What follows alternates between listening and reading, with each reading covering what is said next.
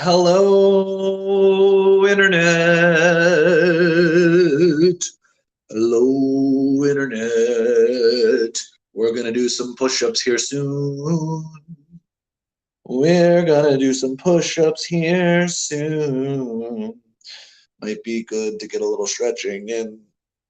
I'm calling this one annoying or persistent because it's a exchange I've had with myself in my head in the last few days. I guess yesterday and today.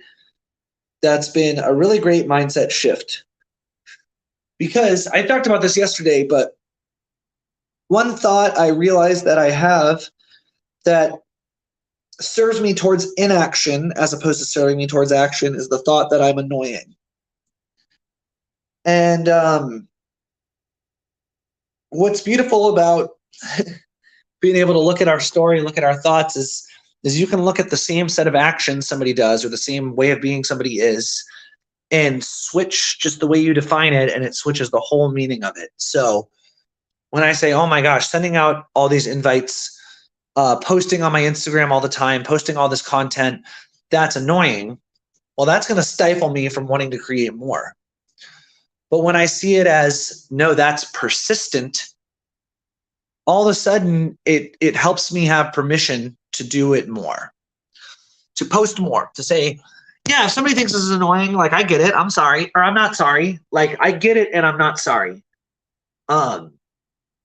If Liberty Mutual Insurance, if somebody was like, hey, your ads are really annoying, and they went, oh, we're sorry, we'll stop posting our ads, they would go out of business. But the thing is, like, yeah, those ads are annoying to me, but like they're persistent. And just because it's annoying to me doesn't mean it's like annoying to everyone. Clearly people are buying it.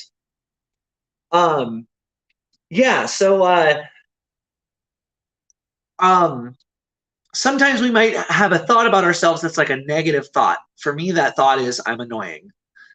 And there's maybe another word to look at that same set of actions or characteristics or traits that's a positive thought. I'm persistent. I'm tenacious. I'm determined. All right, let's do this. I'm going to do some push-ups. I'm going to see if I can go for 20. Do some push-ups at home if you would like to. There's 3 for me.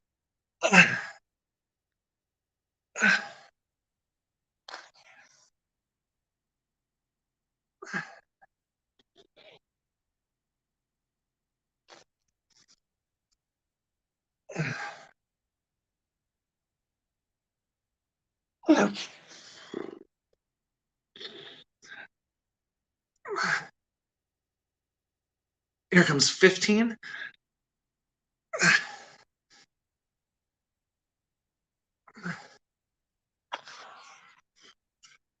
Here comes 18.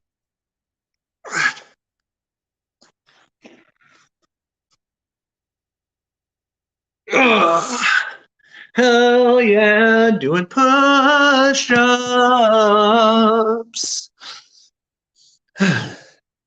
Yeah, your story about yourself will impact your actions, and we don't just have one story about ourselves. We're living in lots of stories, I think, and like I've had some really powerful conversations to help dig in and see some ways in which I'm blocking myself. For example,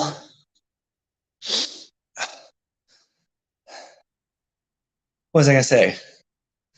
Well, I gave that persistent versus annoying example, but I think the way I got there is there's a great question where if you ask yourself, what is it that my goal is? What do I want to do? What do I say I want to do? And then you can take a step, from looking at that goal, ask yourself, what thought or belief about myself do I have that is preventing me from doing that goal more, or just doing it, period? I found a few weeks ago, I was exploring that question, and my goal is I want to make my money off of original music. I want to make all my money off of original art and music in the long term, but in the short term, I want to transition to be making my money from original music. And I realized, it's like, okay, well, I'm not doing that. Like, what belief about myself might I have that is like allowing me to not do that, basically? And I realized that I believed that I wasn't organized enough to do that, because I believed it takes less organization to play gigs for other people than it does to play my own gigs. Whether or not that's true doesn't matter. The point is, I believed it. And as I reflect on it, it's like, oh my gosh, my childhood was filled with adults telling me I needed to be more organized. And just by being able to say, well, hold on, like, what if I am organized enough? And then even taking out that what if and just saying, I am organized enough. The first time in my life I ever said that sentence or allowed myself to believe that was like 3 weeks ago. And this exercise is really powerful because, like, I think it's easy for me to be hard on myself when I say I want to do something and then I don't do it or it doesn't happen quite right. And I realize, like, we can have beliefs about ourselves, about our abilities, about our permission, our place in this world that can block us from doing the things we say we want to do. Okay, let's get some more push-ups in. Actually, I'm going to stretch a little bit more.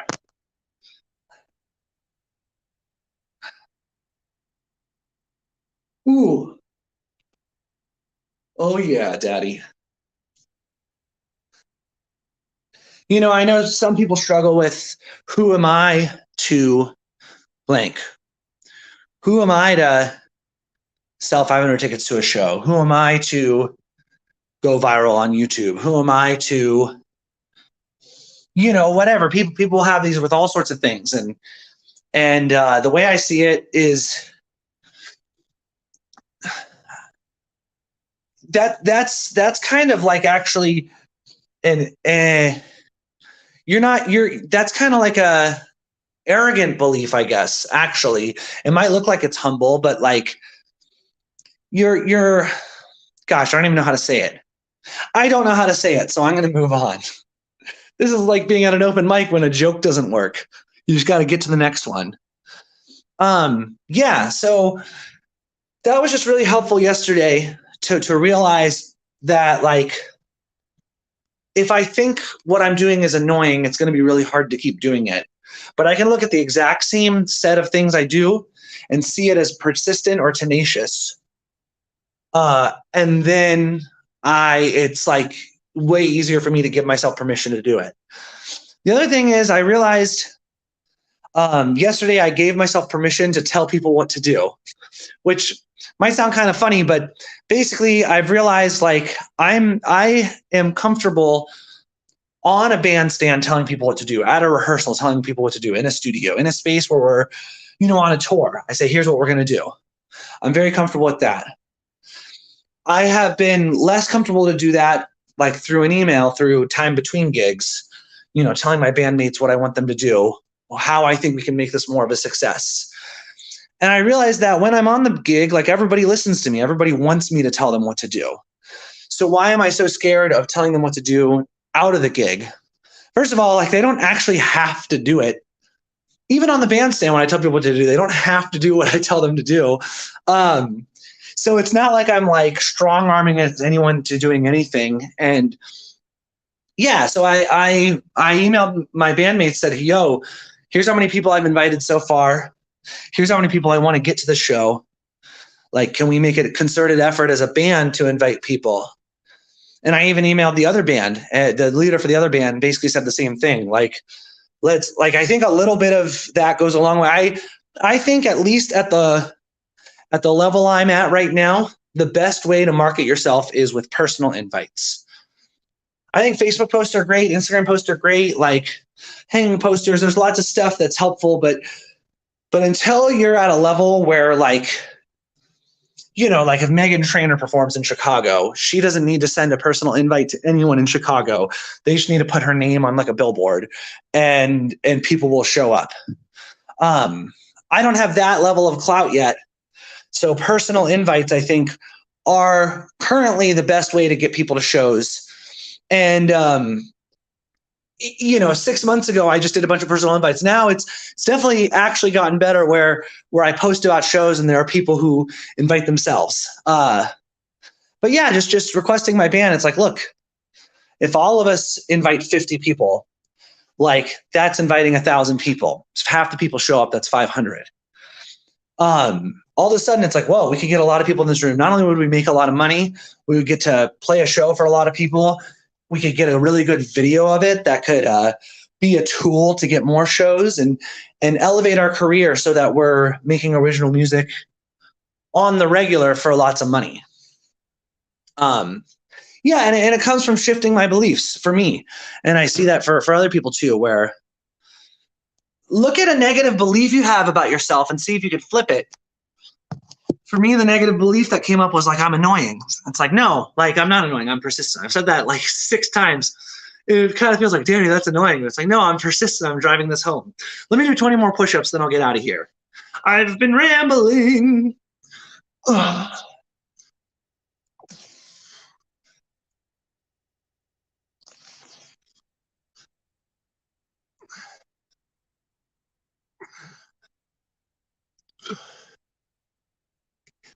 Eat.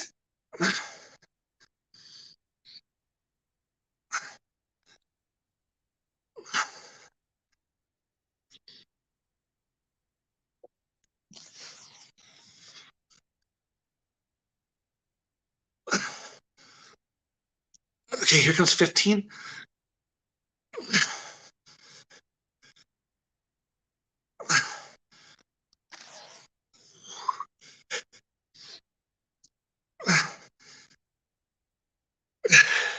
One more, baby. All right. Yeah. I hope this was helpful. It's helpful for me. September 22nd, we're at Epiphany Center for the Arts. I encourage you. I really think if you're in Chicago, you should be there. I even think if you're not in Chicago, you should drive or fly to Chicago and be there. And if you want to go, you know it's going to be amazing. It would be a gift to invite friends too. Truly.